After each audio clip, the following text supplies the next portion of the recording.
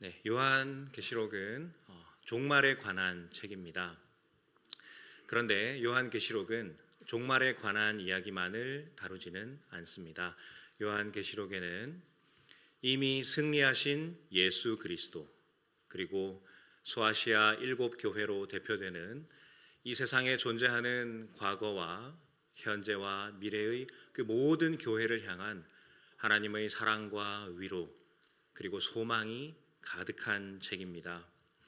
오늘 설교는 2023년 작년 하반기 작년 성경 공부 요한계시록 과목의 한 부분을 설교로 가져온 것입니다. 오늘 말씀을 통해서 우리의 삶에서 이미 승리하신 예수 그리스도가 함께하는 그 은혜가 있기를 간절히 소망합니다. 네, 어쩌면 이 요한계시록은요 참 억울한 책입니다. 풍성한 하나님의 그 복음의 진리를 담고 있지만 내용이 어렵다는 그런 인식 때문이지요. 실제로 요한계시록에 나오는 그 많은 비유와 상징들은 쉽게 해석하기가 어렵습니다. 그러다 보니 요한계시록을 이렇게 읽을 때 제대로 묵상하지 않고 빠르게 넘어가기도 하죠. 요한계시록이 결코 쉬운 책은 아닙니다. 그러나 우리가 완전히 이해할 수 없는 그런 책은 더더욱 아닙니다. 조금만 자세히 살펴보면 이 속에 담긴 그 하나님의 풍성한 진리를 우리가 깨달을 수가 있습니다. 여러분, 어떻게 하면 이 요한계시록을 우리가 잘 이해할 수 있겠습니까? 여러분, 혹시 요한계시록은 묵시록이다라는 그런 말 들어보셨죠? 네, 요한계시록은 묵시의 성격을 가진 그런 책입니다. 네, 신약의 대표적인 이 묵시록이 요한계시록인데요. 그렇다면 혹시 구약 성경에는 어떤 책이 묵시록인지 알고 계십니까? 이 구약 성경의 여러 부분에서 묵시적 성격을 가진 본문들이 있는데 구약 성경의 대표적인 묵시록은 다니엘서입니다. 네, 다니엘서가 구약 성경의 대표적인 묵시입니다. 여러분, 다니엘서를 읽을 때 어떤 그 배경적 이해를 가지고 읽으십니까? 다니엘과 세 친구는 이 바벨론이라는 먼 나라에 포로로 끌려갑니다. 거기서 다니엘은 뜻을 정하여 자기를 더럽히지 않기 위해서 그 왕의 식탁에서 반찬을 골라냅니다. 다니엘과 세 친구들이 풀무불에 들어가요. 그런데 머리털 하나 다치지 않습니다. 그리고 배고픈 사자들이 득실거리는 사자굴에 들어가는데 그 사자들과 친구가 되어서 뒹굴고 있죠. 다니엘은 비록 먼 나라 바벨론의 포로로 잡혀갔지만 그곳에서 고향 예루살렘을 바라보며 하루에 3번씩 기도를 했다고 우리가 그렇게 알고 있습니다. 우리는 이 묵시인 다니엘서를 읽을 때 바벨론 포로기라는 배경 속에서 읽고 이해합니다. 묵시적 성격도 고려하지만 이 바벨론 포로기라는 그 당시의 역사적이고 시대적인 그 상황을 고려하면서 이 묵시록을 읽는 것이죠. 그런데 요한계시록을 읽을 때는 그렇게 잘 안 하시는 것 같아요. 동일하게 묵시의 성격을 가진 책입니다. 그래서 묵시적인 성격도 고려하지만 이 다니엘서처럼 당시의 상황과 배경을 생각하면서 읽어야 되는데 요한계시록을 딱 펼치기만 하면 좀 미래적인 요소에 좀 더 중점을 두시는 것 같습니다. 종말과 심판이라는 단어에 매몰되거나 또 상징적인 단어들 그런 거 하나하나의 그 의미에 집착하면서 이 전체적인 큰 흐름을 놓치는 경우가 많습니다. 그러다 보니까 요한계시록은 더욱더 어려운 책이다라고 그렇게 인식이 되는 것 같습니다. 여러분, 이 문장을 꼭 기억하십시오. 성경은 우리를 위해 쓰여졌지만 우리에게 쓰여지지는 않았다. 성경은 오늘 2024년 저와 여러분 우리에게 쓰여졌습니다. 우리를 위해서 쓰여졌습니다. 그러나 우리에게 쓰여지지는 않았어요. 우리에게 쓰여지지 않았기 때문에 당시 독자들의 그 상황과 배경을 생각하면서 우리가 성경을 읽고 바라보아야 합니다.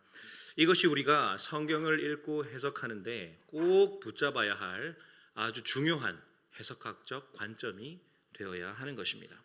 따라서 우리는 이 요한계시록도 다니엘서와 마찬가지로 묵시문학의 특징을 고려하면서 읽되 그 역사적인 배경 속에서 당시의 상황과 배경을 생각하면서 읽어야 합니다. 자, 여러분, 그렇다면 이 요한계시록이 쓰여질 그 당시의 상황은 어땠을까요? 이 요한계시록은요, 사도 요한이 반모섬에 유배되어서 지내다가 하나님의 그 계시와 환상을 받아서 AD 95년 정도에 기록한 것으로 추측을 합니다.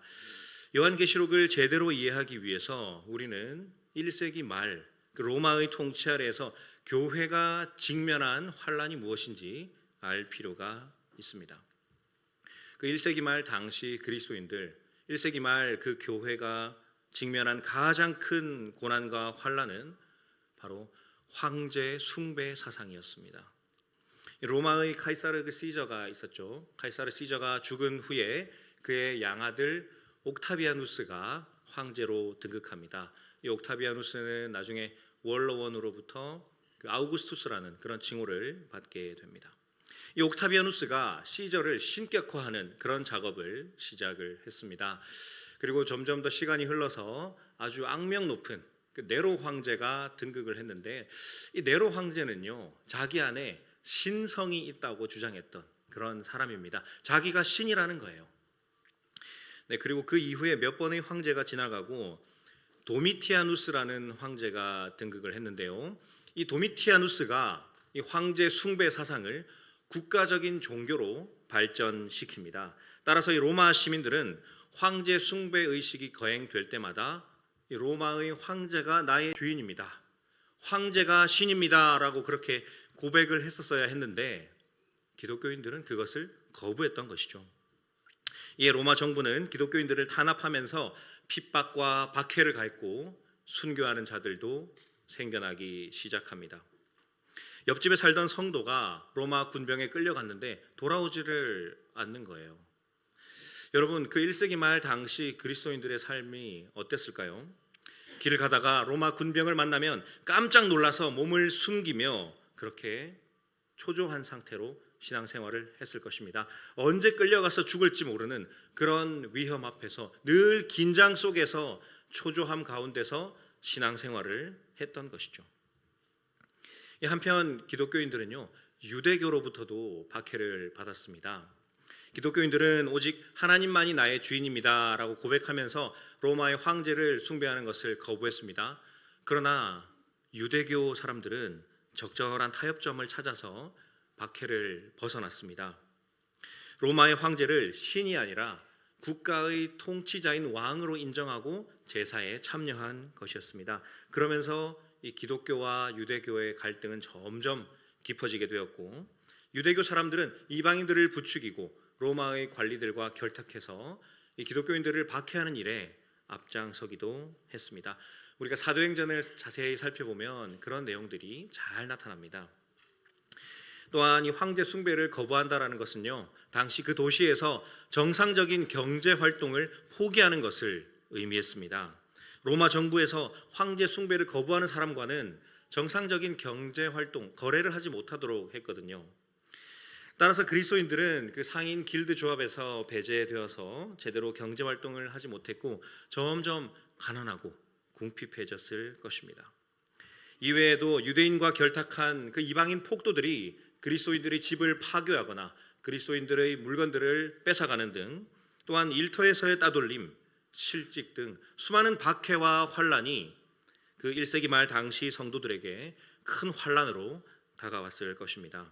정리하면 1세기 당시 교회와 그리스도인들은 우로는 유대인들, 좌로는 이 로마 정부와 이방인들에게 둘러싸여서 환란을 당했던 것입니다. 그렇게 핍박과 환란 속에서 살아가던 그 1세기 당시 성도들에게, 그 7교회의 성도들에게 이 요한계시록의 편지가, 특별히 오늘 본문에 나타나는 심판과 승리의 메시지가 사도 요한을 통해서 전해진 것입니다. 여러분, 오늘 본문 말씀은 요한계시록에 나타나는 그 7 심판 시리즈가 있는데요, 7인, 7 나팔, 7 대접 심판의 3분의 2 지점에 위치한 내용입니다. 오늘 본문 이전에 6번의 나팔 심판이 있었어요. 땅과 땅에 거하는 그 사람들에게 엄청난 심판과 무시무시한 재앙이 쏟아졌습니다. 세상에서 스스로 뛰어나다고 훌륭하다고 하는 그 모든 사람들이 죽고 천체의 변화가 일어나며 모든 만물이 뒤집어지는 무시무시한 재앙이 쏟아졌습니다. 그래서 일곱 번째 나팔이 울려 퍼지면 또 한 번의 강력한 심판이 쏟아지겠구나라고 생각하는 바로 그때 심판이 아니라 천상의 예배가 드려지는 그런 장면이 펼쳐집니다. 15절을 한번 볼까요? 일곱째 천사가 나팔을 불매 하늘에 큰 음성들이 나서 이르되 세상 나라가 우리 주와 그의 그리스도의 나라가 되었다라고 선포를 합니다. 그 그리스도께서 영원토록 왕노릇 하실 것이다 라고 선포합니다. 여러분, 오늘 본문 바로 앞절인 14절을 보시면 세 번째 화가 속히 이를 것이다 라고 하죠. 그래서 이어지는 15절에서는 강력하고 무시무시한 심판이 쏟아져야 할 것 같은데 그런 심판이 아니라 큰 음성들이 나와서 세상 나라가 우리 주와 그리스도의 나라가 되었다라고 이야기를 합니다. 이어지는 16절을 보면 24장로들이 하나님 앞에 나와서 찬양하는 그런 장엄한 찬양이 울려 퍼지는 장면을 보여주고 있습니다. 이 일곱 번째 나팔은 천상의 노래, 천상에서 울려 퍼지는 그 찬양의 장면을 우리에게 보여주고 있습니다. 여러분, 과연 이것을 심판이라고 할 수 있을까요? 세상 모든 나라가 우리 주와 그리스도의 나라가 되었다라고 이야기를 합니다. 여러분, 이 말은요, 이전에는 하나님이 통치하지 않았는데 이제서야 하나님 나라가 되었다, 그런 의미가 아닙니다. 하나님은 여전히 온 세상을 통치하고 계시죠. 그러나 아주 잠깐 한시적으로 어둠의 권세 잡은 자들에게 이 세상의 통치권을 유보해 주셨어요.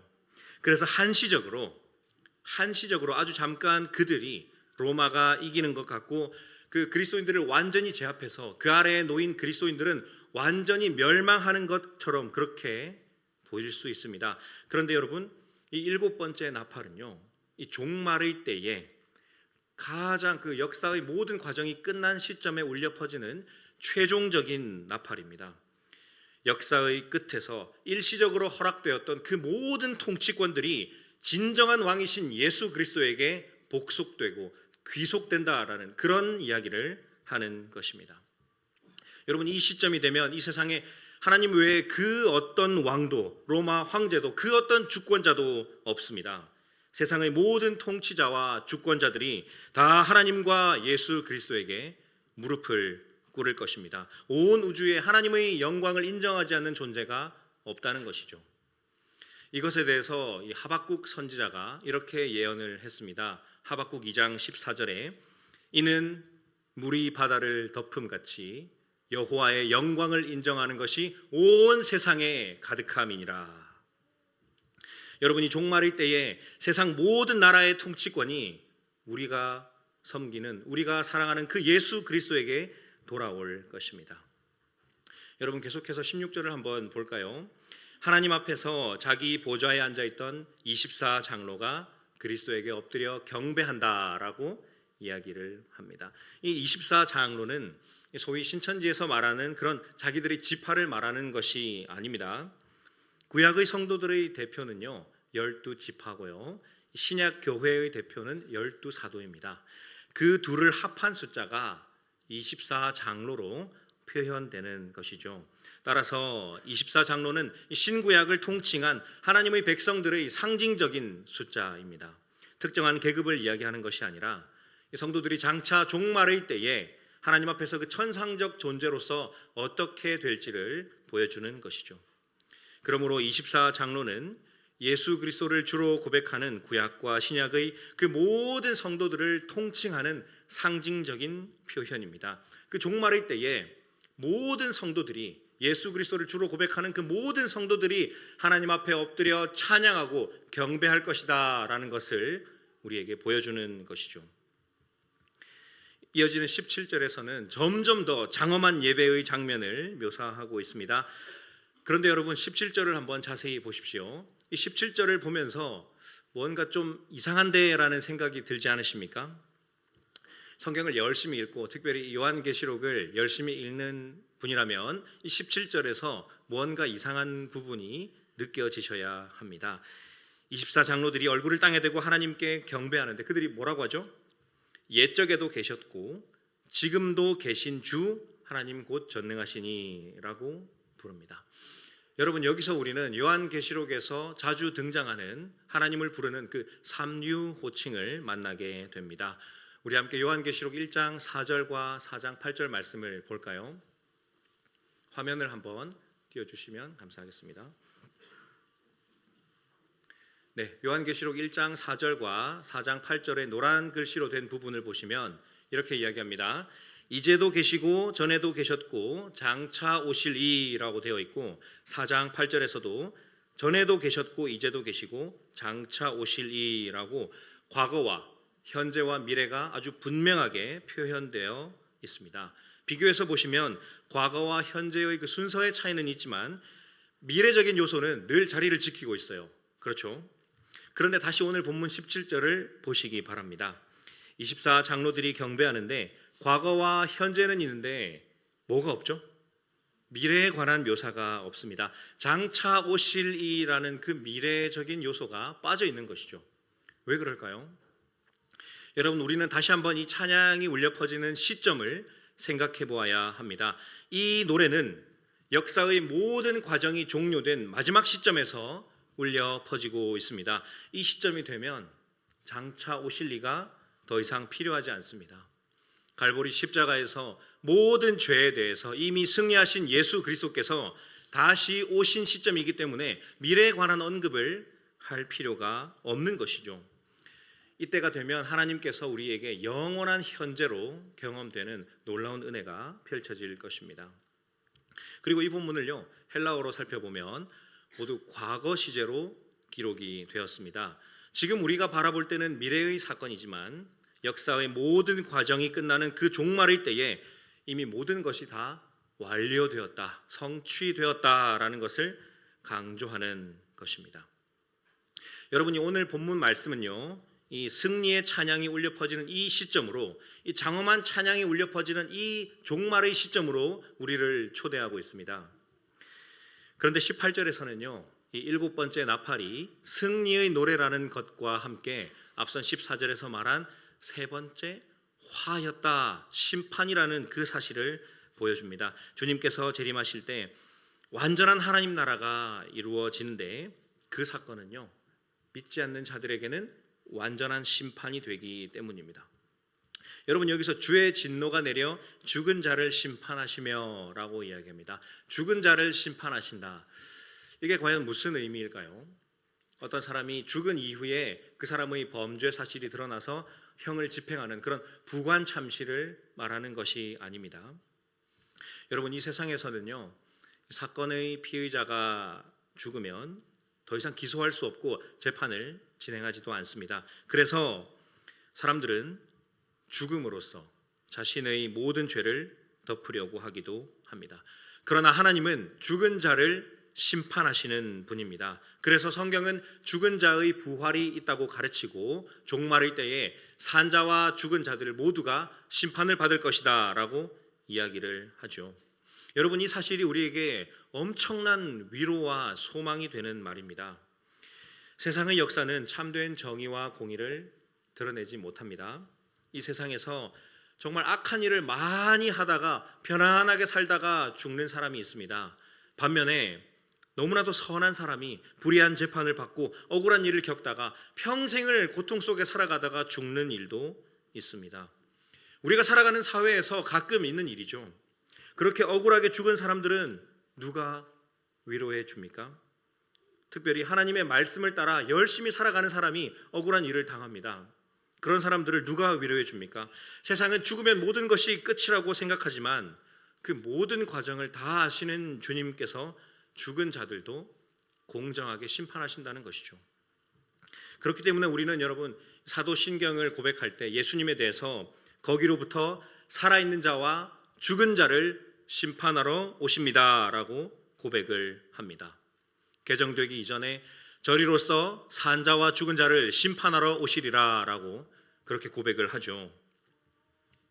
여러분, 1세기 당시에, 그 1세기 말 당시에 황제 숭배를 거부하면서 오직 주님만이 나의 주인입니다, 오직 하나님만이 내 삶의 주인입니다 라고 그렇게 고백하면서 순교했던 그리스도인들, 그리고 종교개혁 당시 로마 가톨릭과 맞서 싸워서 오직 성경, 오직 하나님의 은혜, 오직 예수 그리스도를 외치다가 그렇게 하나님에 대한 사랑을 고백하다가 억울하게 화형을 당했던 개혁가들, 그리고 신사참배를 거부하다가 옥고를 치르고 순교했던 우리 고신의 선배들, 역사 가운데서 억울하게 죽임을 당한 사람들이 얼마나 많이 있습니까?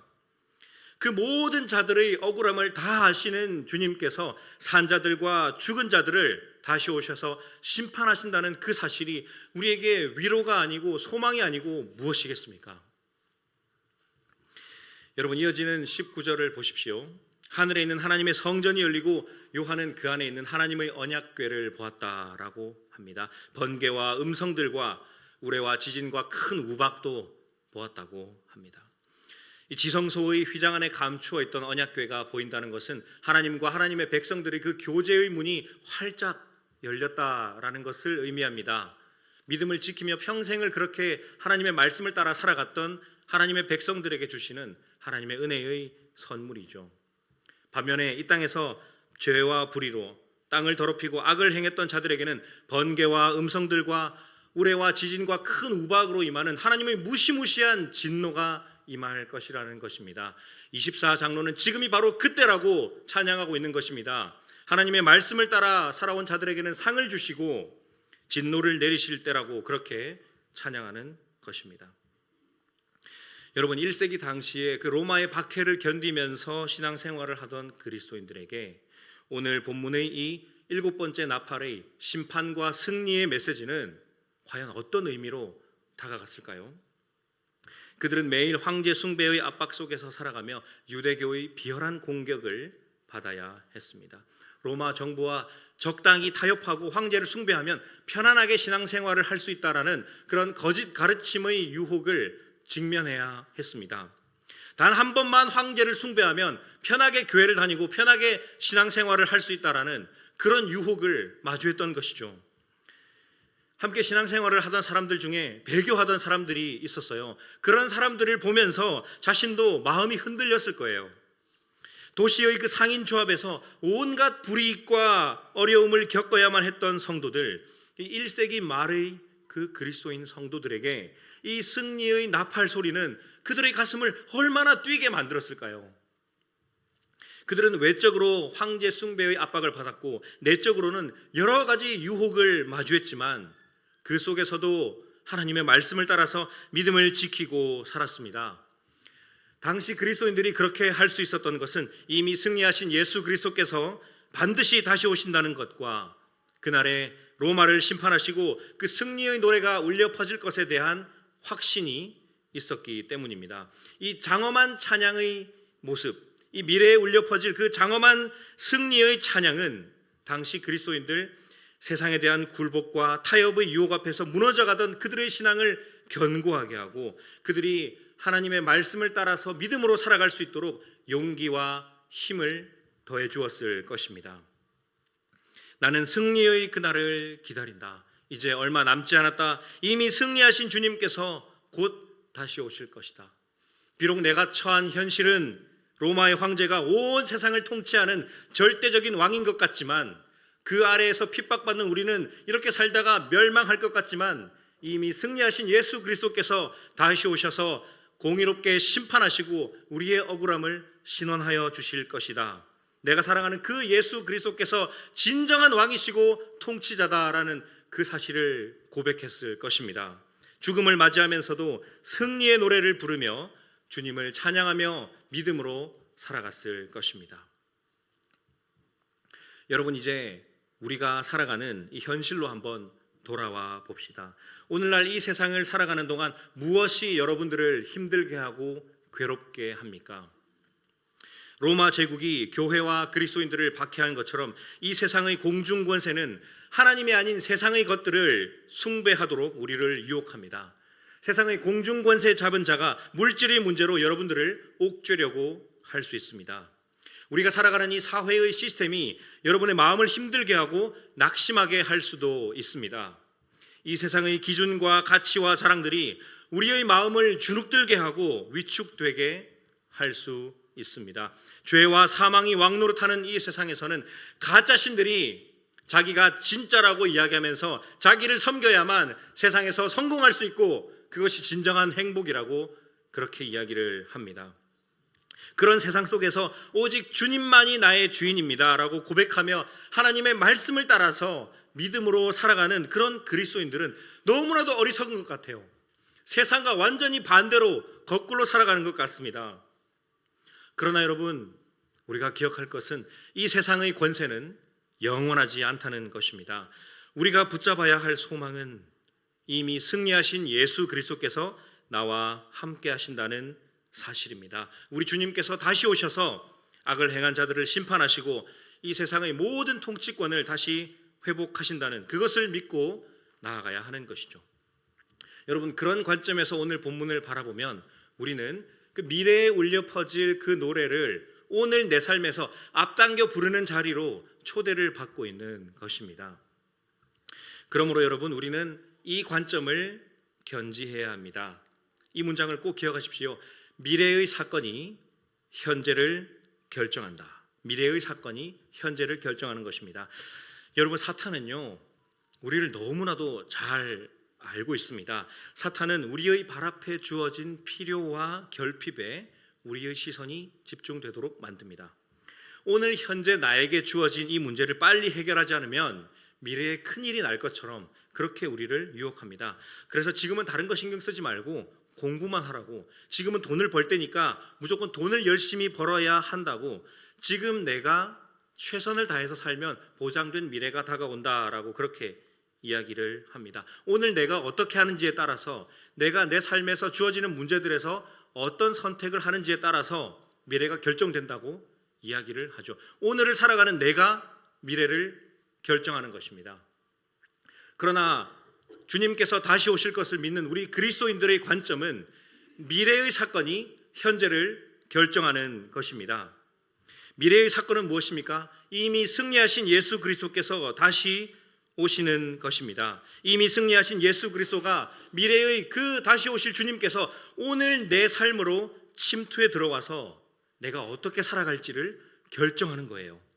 세상은 현재의 사건이 어떻게 되는지에 따라서 미래가 결정된다고 하지만 우리는 미래에 반드시 일어날 그 사건, 이미 죄에 대해서 승리하신 예수 그리스도께서 다시 온다는 그 사실이 오늘 내 삶을 결정짓는 것입니다.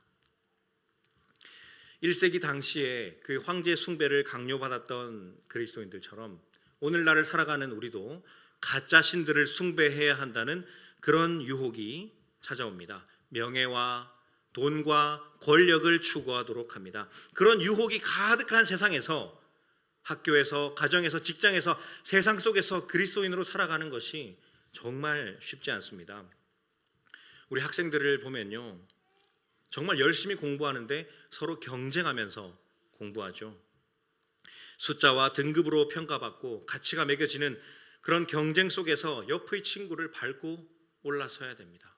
옆의 친구보다 더 좋은 학교를 가야, 더 좋은 스펙을 갖추어야 내가 성공할 수 있다라고 이야기를 하죠. 우리 청년들은 취업의 문턱을 넘기가 정말 힘들죠. 그런데 그렇게 어렵게 구한 직장에서도 경쟁은 계속됩니다. 더 열심히 일해서 승진하고 돈을 더 벌어야 한다고 이야기를 합니다. 그래야 결혼도 하고 집도 사고 이 세상 가운데서 편안하게 살 수 있다라고 그렇게 이야기를 하죠. 그런 직장에서 큐티를 하고 말씀을 읽고 신앙생활 하는 것 정말 쉽지 않습니다. 심지어 나에게 보장된 휴가조차도 내가 원할 때에 쓰지 못하는 그런 현실인데요. 심지어 주일에도 출근을 요구받는 그런 직장 생활을 하면서 우리는 어떻게 믿음으로 살아갈지 고민하지 않을 수가 없습니다. 결혼을 하면 좀 나아질까요? 육아에는 퇴근이 없다고 하죠. 아기를 겨우겨우 재우고 쌓여있는 집안일을 하다 보면 몸과 마음이 너무 지쳐서 그대로 잠들어 버립니다. 밥을 먹자고 밥그릇을 차려주면 그 밥그릇을 엎어버리고, 가정예배를 하려고 성경책을 펼치면 책을 찢어버리는데 무슨 가정예배를 하고 싶겠습니까? 부모로서 내가 정말 말씀으로, 믿음으로 이 언약의 자녀들을 잘 양육해야 한다라는 것은 머리로는 알겠는데 몸과 마음이 너무 지치는 거죠. 바로 그 순간에 우리에게 유혹의 목소리가 들려옵니다. 타협하자는 거죠.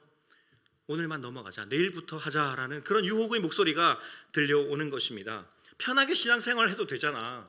그렇게 하는 사람들이 너 주변에 정말로 많아. 너도 그렇게 신앙생활 해도 괜찮아라는 그런 유혹이 들려옵니다.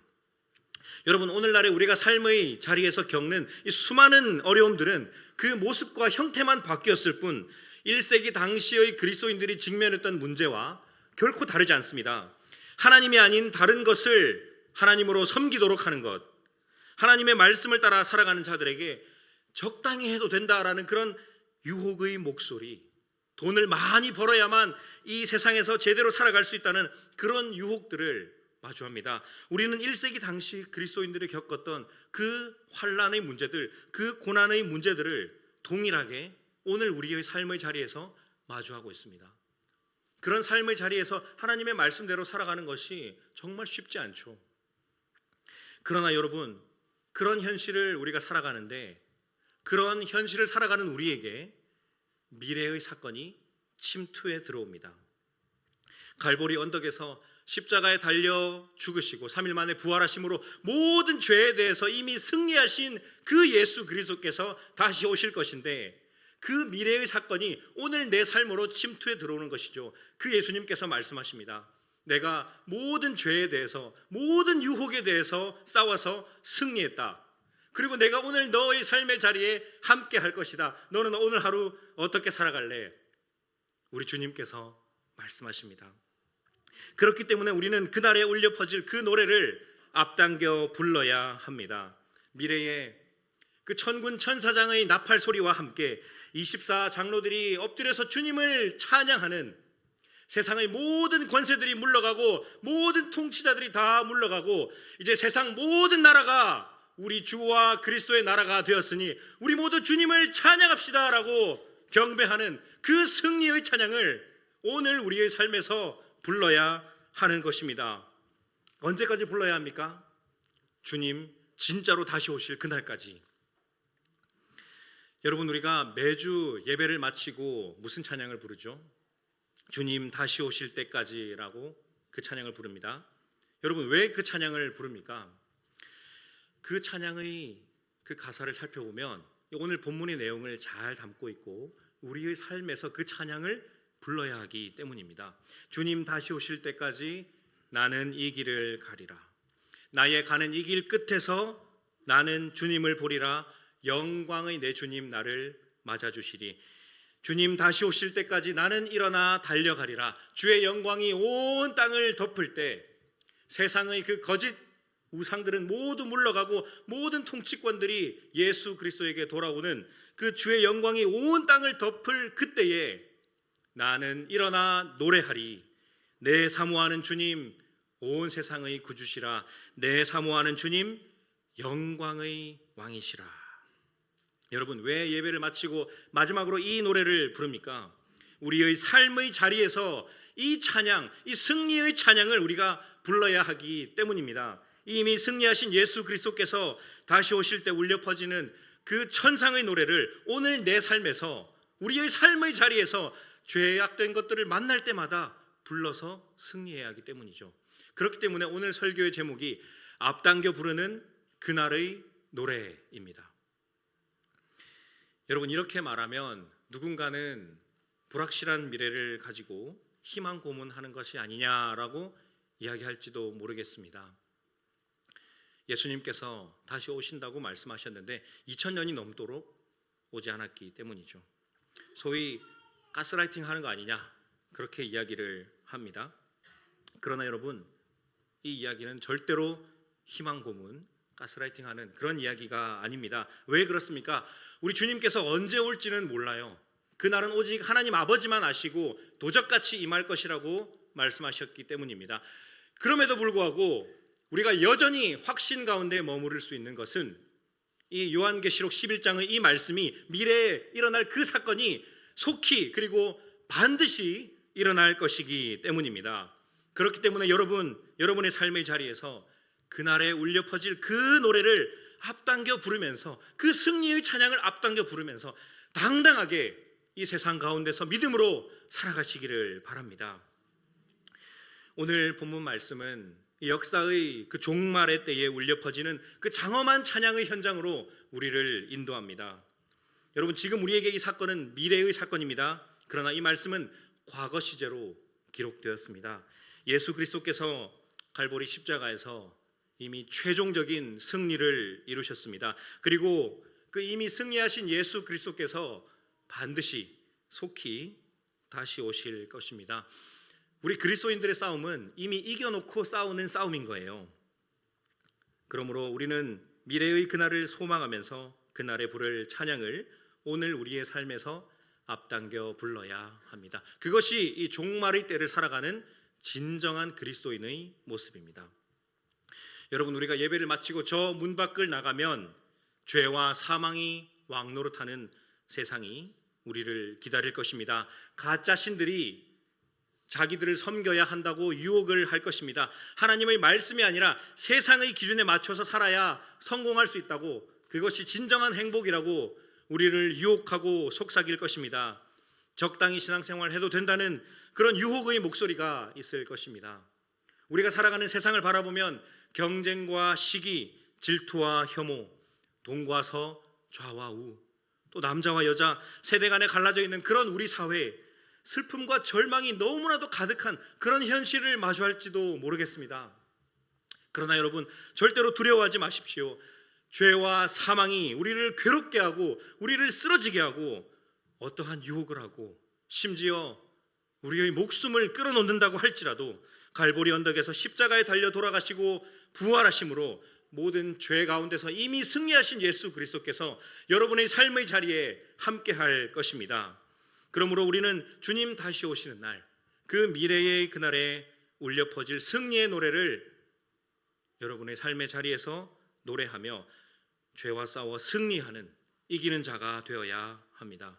죄와 사망이 왕노릇하는 이 땅에서 이미 승리하신 예수 그리스도께서 진정한 왕이시요 이 땅을 다스리시는 통치자라는 그것을 고백하며 그날의 노래를 앞당겨 부르며 세상에서 승리하는 저와 여러분, 우리 서울중앙교회 모든 성도님들이 될 수 있기를 간절히 소망합니다. 말씀을 기억하면서 함께 기도하도록 하겠습니다. 오늘 말씀을 통해서 우리는 이미 승리하신 예수 그리스도가 오늘 우리의 삶에 함께 하신다는 것을 깨달았습니다. 우리가 그 이미 승리하신 예수 그리스도를 붙잡고 세상의 우상이 아닌 오직 하나님만을 섬기며 삶의 자리에서 만나는 유혹과 맞서 싸워서 승리할 수 있도록 믿음과 힘과 용기를 더하여 주옵소서. 우리 시간 말씀을 기억하면서 함께 기도하도록 하겠습니다.